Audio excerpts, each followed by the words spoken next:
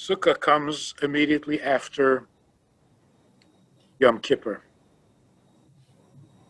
In the days following Yom Kippur, since we have all been forgiven and we have a clean slate, it means that we are all equal, equally innocent. So we're starting off from the same starting point as innocent and ready to do mitzvahs. And so God gives us the holiday of Sukkot. One of the things that the Sukkah represents is unity. Every Jew can sit and fulfill the mitzvah of Sukkah in the same Sukkah with every other Jew. So first of all, it's a mitzvah that can be done as a group. Like you can't put on the same pair of tefillin on two people at the same time. Two people can't eat the same piece of matzah. These are individual mitzvahs. All people can hear the blowing of the shofar. If you have one shofar loud enough, you can have the entire Jewish population of the world fulfill the mitzvah by hearing the same sound of the shofar at the same time. But that only involves hearing. One function in one part of the body. With a sukkah, it's the entire body. So the entire body and the entire people, the nation, can fulfill the mitzvah at the same time with one mitzvah, one sukkah, if it's big enough. And the reason for these two things, that the entire body can do the mitzvah and that we can do it all together, is because of our clean slate, the innocence with which we come to the mitzvah, so that every part of the body is worthy of doing a mitzvah, and the entire Jewish people are equally innocent and can fulfill the mitzvah together. So all distinctions are removed. A tzaddik sitting in a sukkah isn't doing a bigger mitzvah than a bar mitzvah boy sitting in a sukkah. They're completely equal. And it's the entire body. There is one other mitzvah that you can fulfill with your entire body, and that is mikvah. In fact, in order to fulfill the mitzvah of mikvah, it's got to cover your entire body. You have to be completely immersed in the water.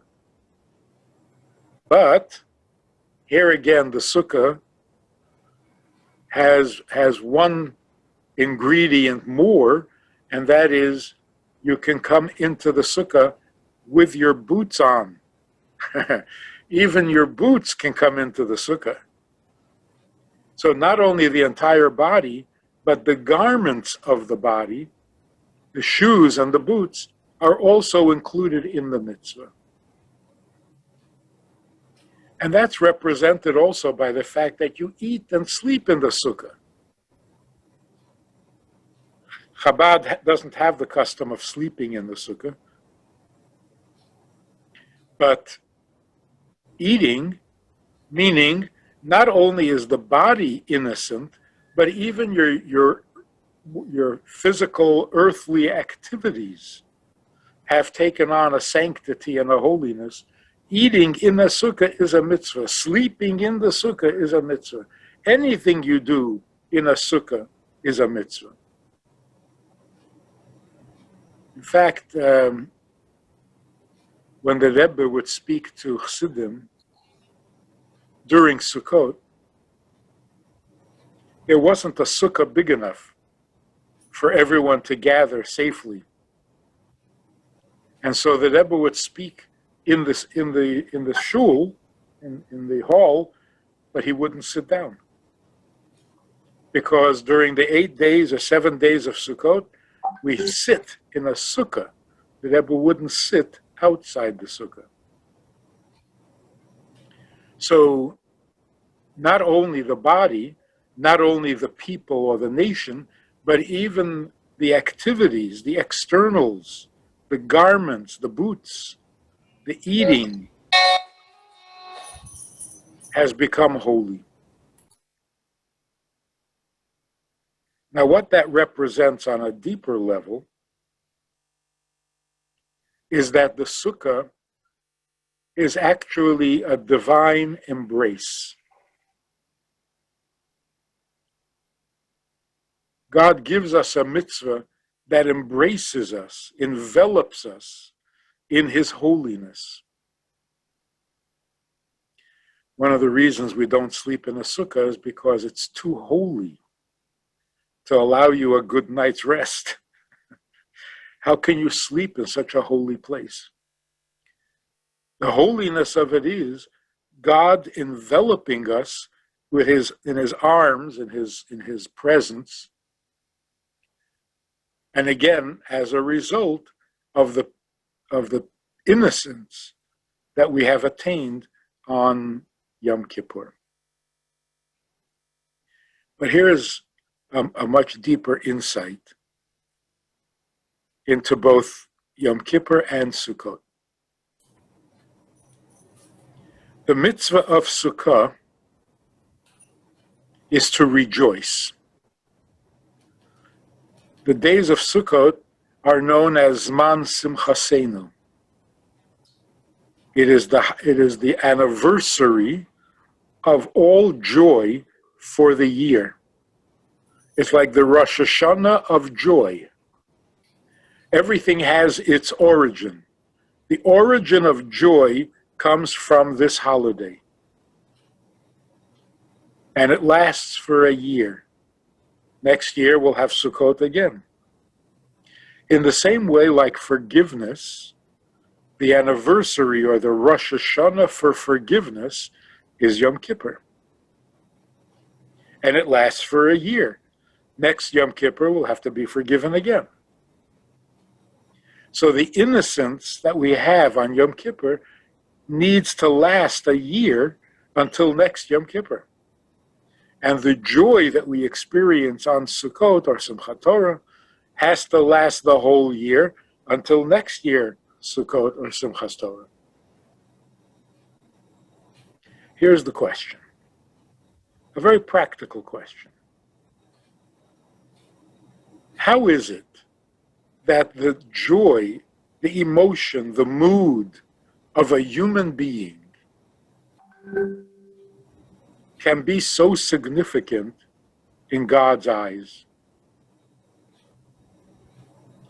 I can understand if we're doing a mitzvah, it's a divine decree, it's a divine commandment to do a mitzvah. So even though it's a human being who's doing the mitzvah, but the mitzvah itself is divine. So I can understand how it could be significant to God when a Jew lights a Shabbos candle or gives challah or goes to the mikveh or eats in the sukkah, because it's a mitzvah to eat in the sukkah. But how is it that my mood, my feeling, my emotion, so human, so limited, how can that be significant to God? Same question about Yom Kippur. On Yom Kippur, I regret my sin. I ask for forgiveness. But how can a human emotion like regret, how could it possibly be significant to an infinite God? I mean, we know how shallow our feelings can be. We know how fickle they are. So let's say I'm sitting in the sukkah and I'm really trying to fulfill the mood of the holiday to be besimcha, to be happy. And I succeed and I am happy. And then I hear some news about something frivolous and petty, and all of a sudden my happiness is gone. Now I'm in a bad mood. And with my regret, yes, I feel regret. But how deep, how strong, how big is my regret? It's tiny. How could it possibly be significant to an infinite God? It's a very real question. So usually the answer is, you see, that's what makes it so exciting and so great. That God in his infinity can find your feeling precious. As frivolous as it is, as fickle as it is, as fragile as it is, as temporary as it is, it's meaningful to him because he is so infinite, he can find even something so tiny as a human feeling, he can find it significant.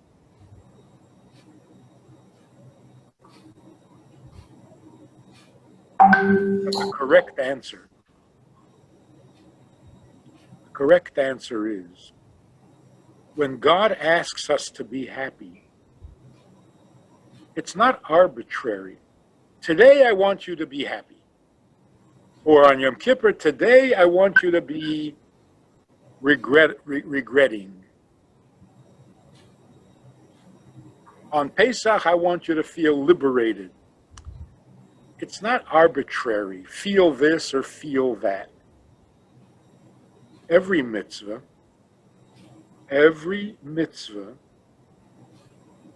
is actually joining God in the performance of that mitzvah.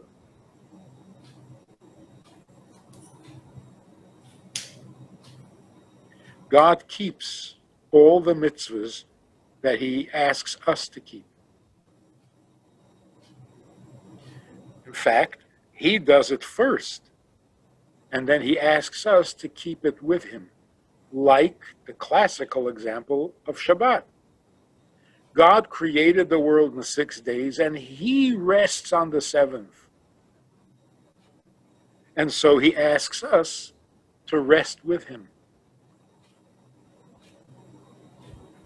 So by keeping Shabbat, we're actually joining God's observance of Shabbat. We're on the same page with him. He is observing Shabbat, and we observe it with him. It's like your grandfather is sitting at the Shabbos table singing a Shabbos song, and you don't want to sit at the table. It's not just that you're not singing the song or observing Shabbat. You're not on the same page with your grandfather.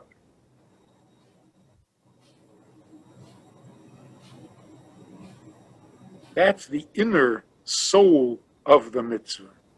The inner soul of every mitzvah is, are you on the same page with God? Are you staying with him? When he rests, do you rest with him? During the 6 days when he's busy creating and perfecting the world, are you doing anything to perfect the world? We should always be in touch with God. Whatever God is doing, we should be participating. That's mitzvah. Every mitzvah. So when God says, today you should be happy, what he's telling us is that today he is happy. On Yom Kippur, and this is really important to know, God is regretting. God is doing tshuva. And that's why he says today would be a good day for you to do tshuva. Because when we do it together, it is really powerful. So now all of a sudden, my regretting, my tshuva on Yom Kippur is not tiny.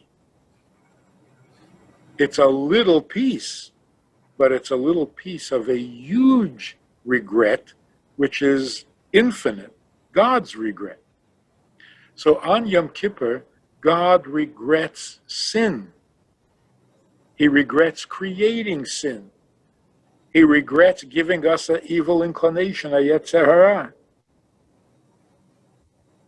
He regrets the fact that our godly soul was sent from heaven down into this world, into a physical body, where it has to be exposed or subjected to sin. He regrets it all. Of course, there's a good reason, a very compelling reason. This must happen.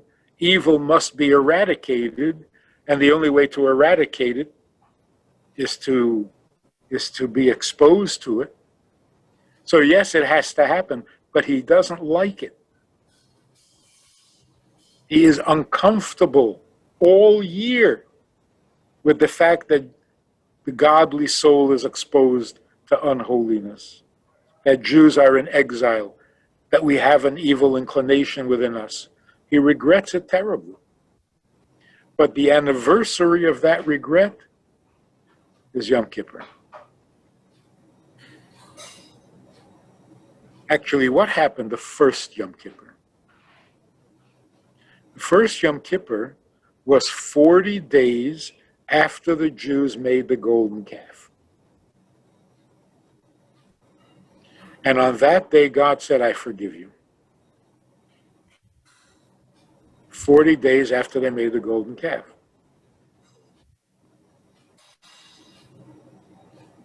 So God chose a day and said, I have to forgive them. Why? Because I did this to them.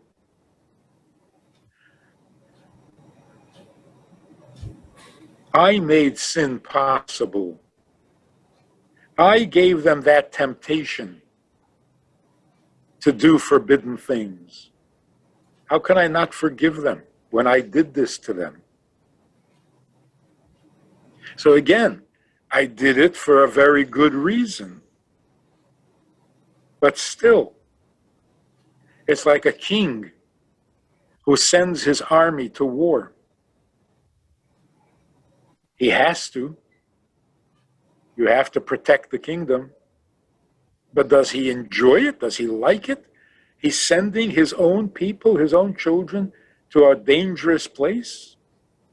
He hates it. So when they come home, he is so thrilled.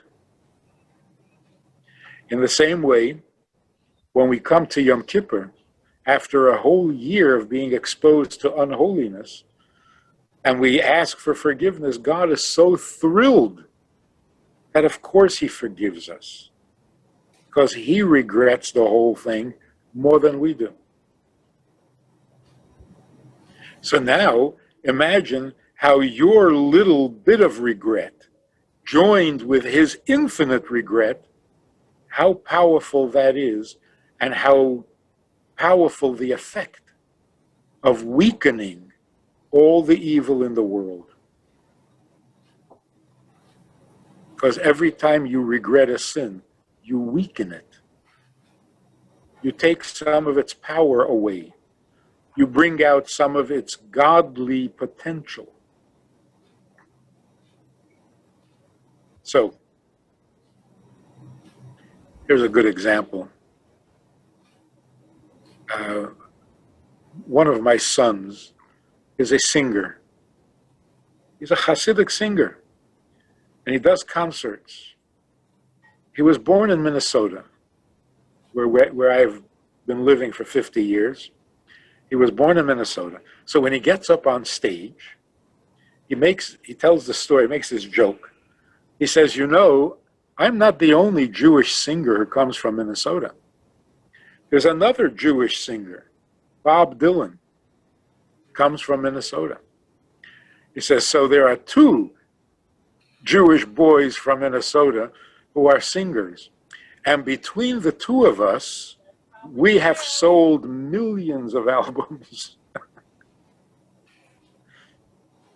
So the few albums that he has sold seem puny and insignificant, but together with Dylan's albums. Oh, we have sold millions together. So when you join God's regret, or on Sukkot, when you join God's joy, that's a whole different story. So that really is the secret of the Sukkah. It's an embrace. God says, now that we've cleaned the slate, now that we've gotten past the regrets, and we're going to have a year of innocence, now I can hug you. Now everything you do is wonderful. Even your eating, even your sleeping. Now it's all within my presence.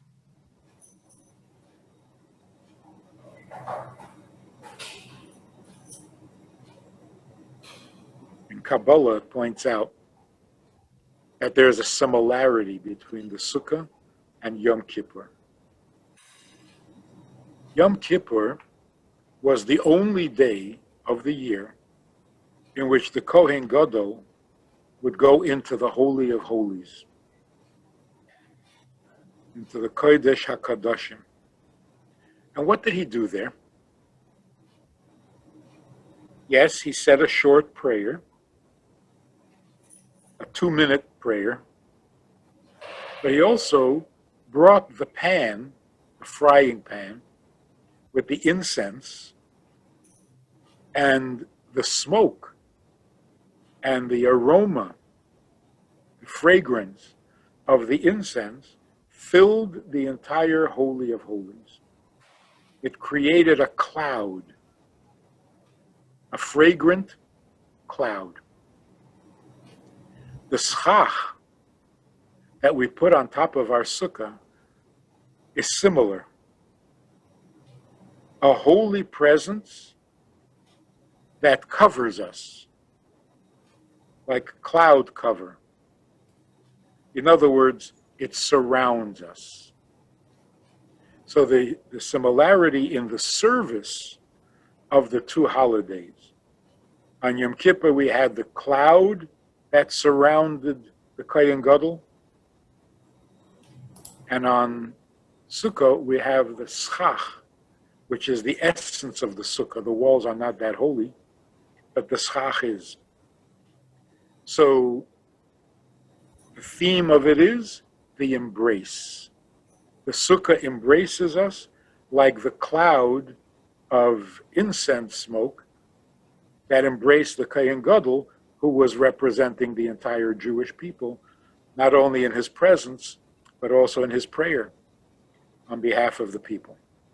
So again, there is that theme of the embrace, to be enveloped in holiness, to be enveloped in God's presence, to be enveloped in God's pleasure.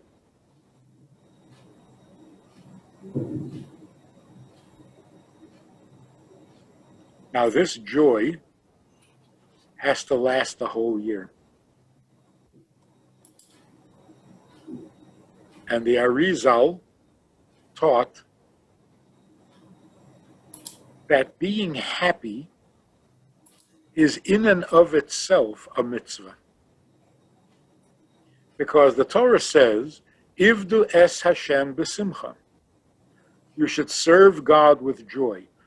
And the conventional understanding is that when you're serving God, meaning when you're doing a mitzvah, you should do it with joy, which is understandable and reasonable. If you're doing God a favor, don't do it with a sour disposition. You do someone a favor, you do it happily. That's reasonable.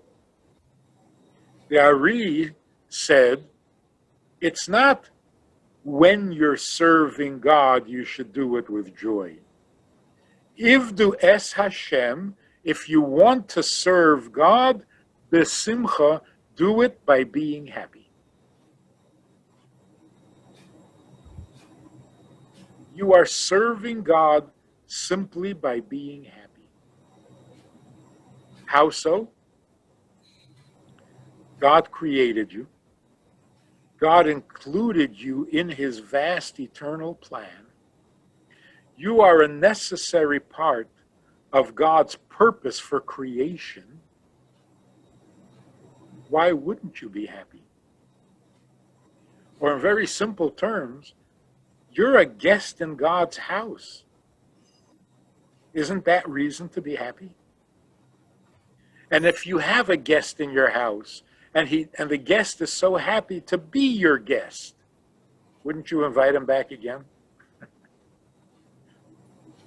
Whereas if you have a guest in your house and they're miserable and sour, would you invite them back again?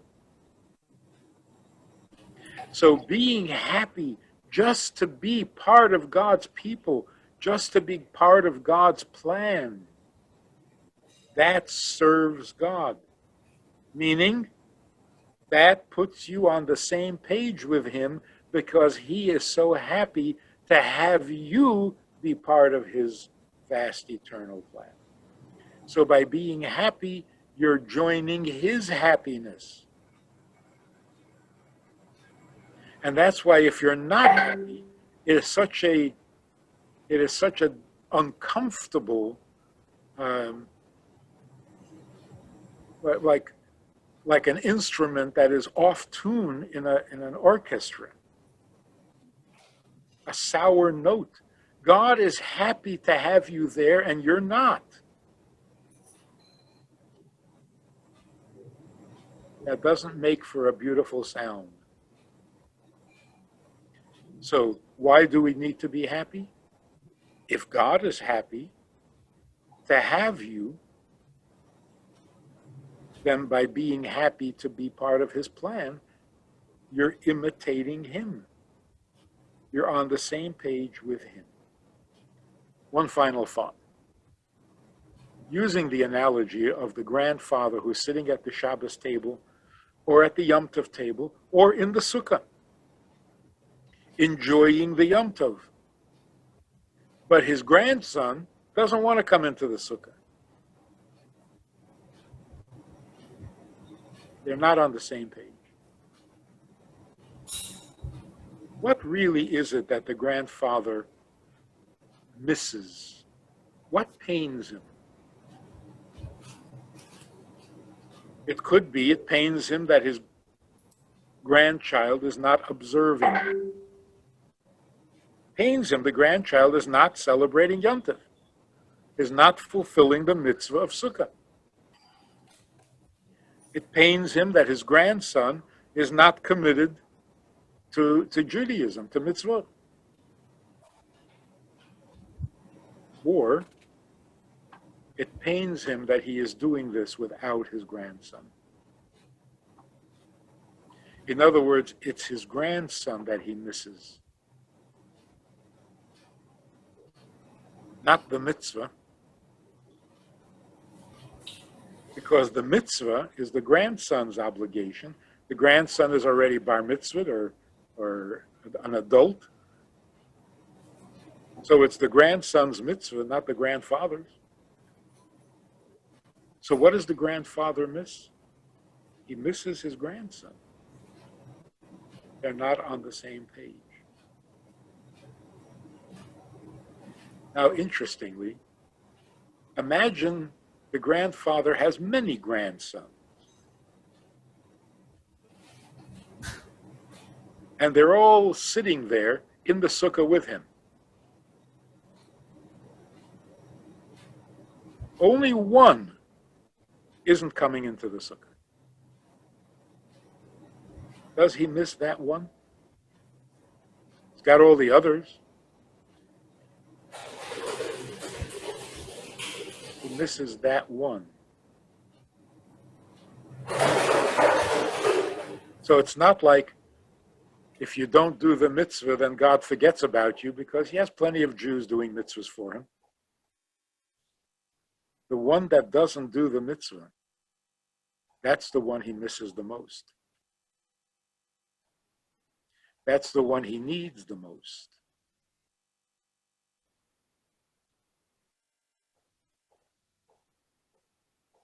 And that's why it is such a huge mitzvah to get another Jew to join you in a sukkah, or to join you in shaking the lulav and etrog, or any other mitzvah.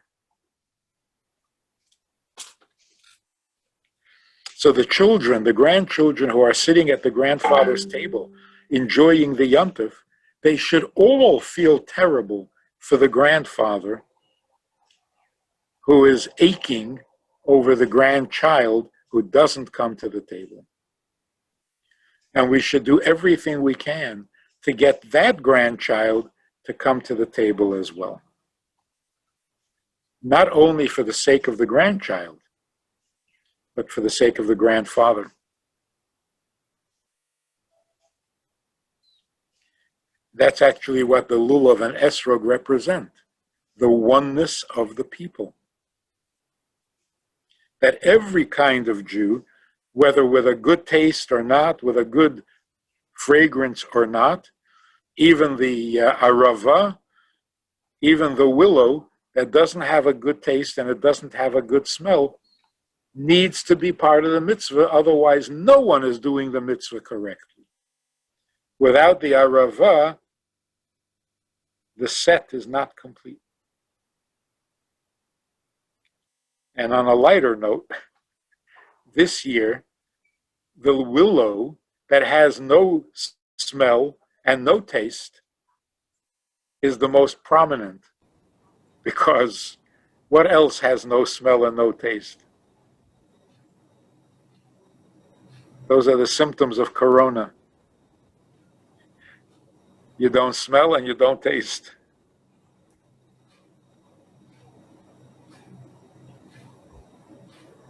So let's include every Jew we can think of. Invite him to shake a lulav and esrog, because without that Jew, without the arava, without the willow, none of us are doing the mitzvah correctly. Let's invite him to be joyous, to enjoy being a Jew, to enjoy being part of God's plan, to enjoy being part of God's incredible people. Just for that alone, we should be happy every day of the year.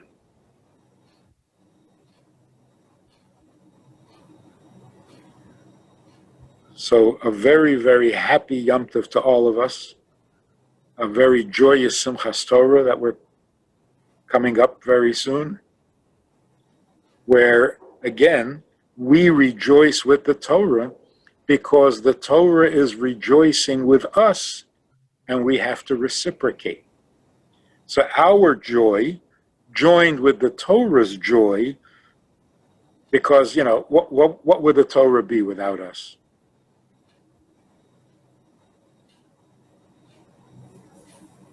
Of course, it's true. What would we be without the Torah? That's true. So the Torah gives us our significance. That makes sense that we rejoice with the Torah.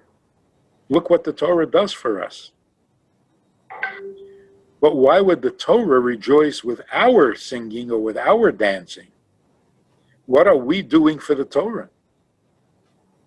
And the answer is, what would the Torah be without us? Without a Jewish people, there would be no Torah, because there'd be no one to give it to. There would be no one so devoted, so committed, despite all odds, in the most difficult, the most trying of times. We never abandoned the Torah. So the Torah is thrilled to have been given to us. And we are thrilled for having received it. That is Simchas Torah.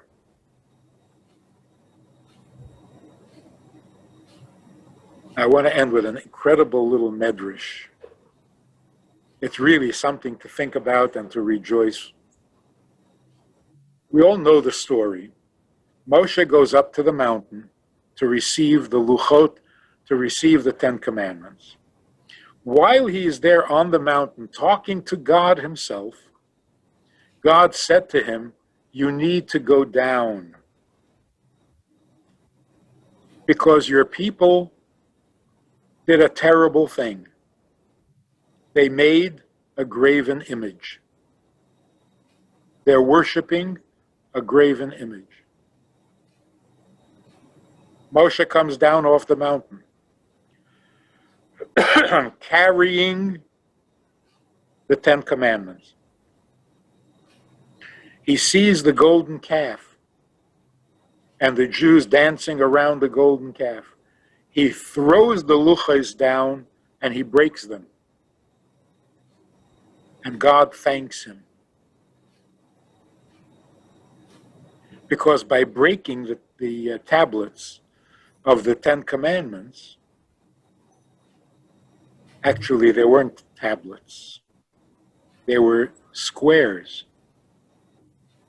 It wasn't a flat piece of stone. It was a square, a cube of marble, 2 cubes. But he broke them because they represented the contract between God and his people, in which it said, you will have no other gods. So by breaking the luchos, he canceled the contract, so that God can't be very angry at the people because we never completed the deal. So it protected the Jews from the punishment that they would otherwise.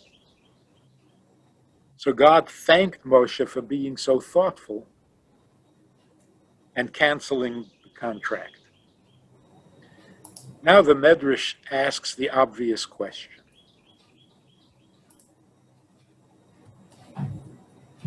Why did Moshe bring the tablets down from heaven at all?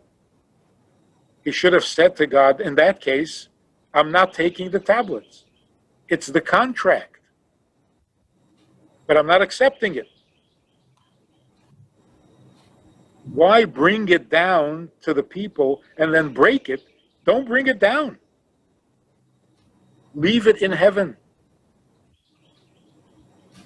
Listen to what the Medrash says. It's mind-boggling. And the Medrash says it so matter-of-factly, so innocently, so casually. The Medrash says Moshe carried the stones down from the mountain because he did not believe that his people would do such a thing. That's it. That's the whole Medrash. And we are left to marvel. He didn't believe? Who told him that they had made a graven image? God himself. And Moshe didn't believe it. He didn't believe it. Can you believe this? Moshe didn't believe God.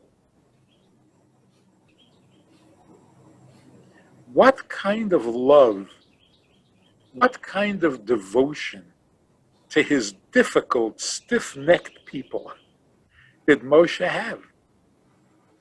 He simply could not believe that they would do such a thing.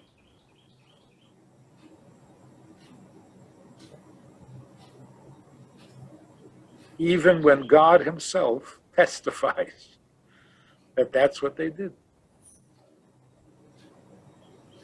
Now, there's a halachic explanation. The halachic explanation is a judge may not come to a conclusion on hearsay. You have to have witnesses. God said they did it, but God can't be a witness. A witness has to be human, halachically. So God said, but halachically that's not the ruling. Until he saw it himself, then there was no more room for leniency, so he broke the tablets. That's the halachic dimension of it. On a higher level, you might say, he didn't question God, but he had an option. He could either understand what God said literally or in a more figurative sense. God said they made a graven image. And Moshe's immediate reaction was, you mean on some very subtle level they may have some doubts about you? That doesn't disqualify them from receiving the Ten Commandments. So, of course, he believed God. But he assumed that God is speaking on a heavenly level, on some heavenly, subtle place, someplace within their soul. Maybe they were harboring some doubts about God, which could be considered idolatry. But they didn't literally make a golden calf. So when he came down off the mountain and he saw the golden calf, he was shocked. Because until that moment, he did not believe it at all. It wasn't possible in his mind that Jews would do something like that. And that's what God thanked him for being the kind of devoted leader who loves his people beyond a shadow of a doubt. Because you could think, you know how difficult the people were to Moshe? How they tired him with their complaints and with their sins and with their doubts and with their...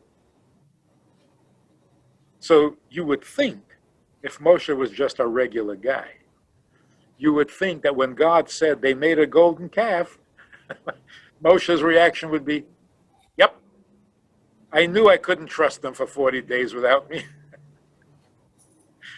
You would think Moshe would say, another mess up? These people are impossible. Not only didn't he have that reaction, despite everything they had done, it was just the beginning of the 40 years, but already they had complained about no water. They brought with them an idol. At least one of the Jews brought with him an idol from Egypt. Moshe's reaction was, no, not an idol. Maybe they still had some doubts. Yeah, that's possible. But not an actual idol? No. Not the children of Israel. Not the children of Avraham, Yitzchak, and Yaakov, Sarah, Rivka, Rachel, and Leah? No, they would not. That's the kind of leader we need. And that's the kind of love for our fellow Jew that we need. Even when we hear from God himself that the Jews deserve a punishment, we don't believe it. We don't believe it. That's what is expected of us. And not believe it. So particularly, the week after Yom Kippur, no Jew deserves any kind of punishment, God forbid. Every Jew has been forgiven. Every Jew is now busy with a mitzvah. Mitzvah of Sukkah, the mitzvah of lulav, the mitzvah of rejoicing. So today, every Jew deserves the greatest reward that has ever been invented. Because we're still Jews. Every Jew is still a Jew and wants to be, and even thinks he's a good Jew. Because he wants to be a good Jew. He just doesn't know what it takes. So let us celebrate this holiday of togetherness. To think of every Jew the way Moshe thought of Jews. He had the right attitude.